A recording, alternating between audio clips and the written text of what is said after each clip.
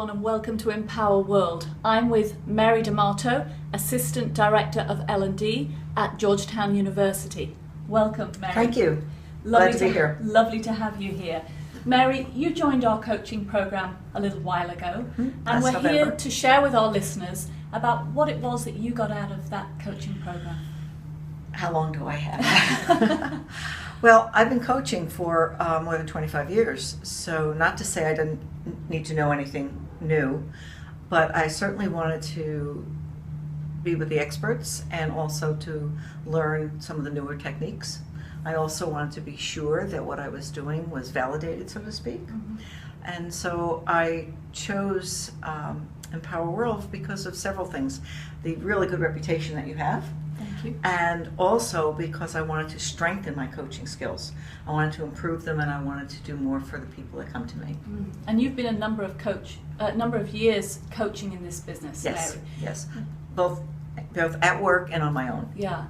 What's that like for you, comparing working at home with your private clients and then doing work in the organisation? How's that empowered you from doing the course? Wow. Well, I think the course, what it's done for me is enable me to, again, improve my skills, learn some new techniques.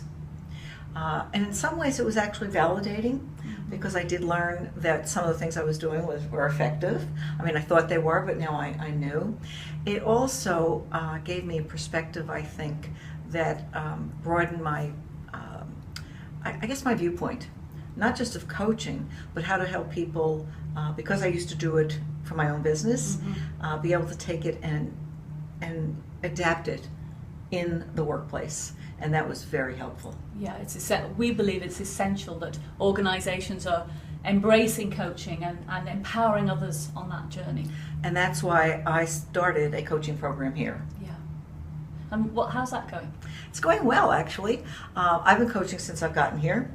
I tease people and say that I'm going to ask for a revolving door at my office, but it's great because people now see coaching as a value, not as a punishment, so to speak, or it's more of a, hey, the company really is investing in me, and they're taking the time to use the coaching. Yeah, I think that's really important in this region. Sometimes coaching can be misconceived as being a remedial form of work. So you're changing minds about that? I think so, because I think what's happening is people are coming to me, coming with situations. Sometimes it's coaching situationally, and then sometimes we have long-term programs over several months. And there's a real commitment to improving communication, improving employee relations, improving management skills. And what's really interesting is very often they come in and they ask me, how should I manage better? And they realize that I'm not going to tell them. And I help them see what their strengths are and how to be a better manager. Wow, that's fantastic. Yeah. So Mary, I know you're well on your journey to becoming an ICF accredited coach. Share with our listeners how you've done that. 75 out of 100 so far.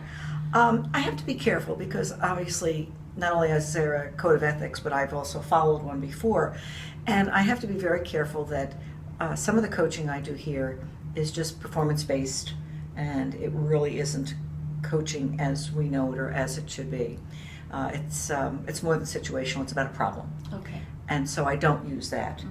But because we've developed this coaching culture here, people are coming now for coaching. And so I've been able to use those hours. Also, I've made a real commitment to go for my certification, and I've been trying to do at least 2 hours of coaching every weekend. Wow. Yeah. So it is a commitment, isn't it? Oh, it is. Yeah. And we describe it, Janine and I, in our coach training as it's a never-ending journey of learning and mastery. Yes, definitely. And very often I walk out of a coaching session and I go, wow, I've learned a lot. You know, and I see people say, wow, that really helped me. And I'm like, yeah, and I learned a lot too. So that's been really great. Absolutely. We always say whenever we're coaching someone, we're coaching ourselves at the same time. It's funny how the clients that come into our lives are attracted into our lives for certain reasons. Absolutely. Yeah. So Mary, as we wrap up this interview, what would you like to share with people out there who are considering becoming a coach?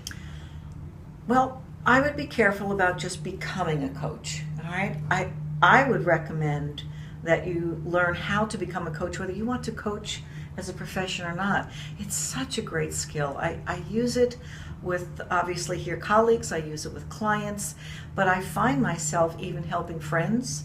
Not that they come to me as a coach, but that inquisitive, that curious, that asking questions really helps them along the way. And I find that I become a better colleague, a better friend, a better sister maybe. And so the coaching process is just profound, and it's based on really sound, not just psychological principles, but almost from a perspective of what do you usually say? What's good for you, what's good for the community, and what's good for the greater good. Yeah. And I love that perspective, so why not? Wow. Mary, it was a pleasure to have you on Thank you. our program. You shared so much, you participated fully, and you taught so many people, including us in the room, so much. So Oh, thank you so much. thank you for being here today. It was my pleasure. Thank you for listening. See you next time.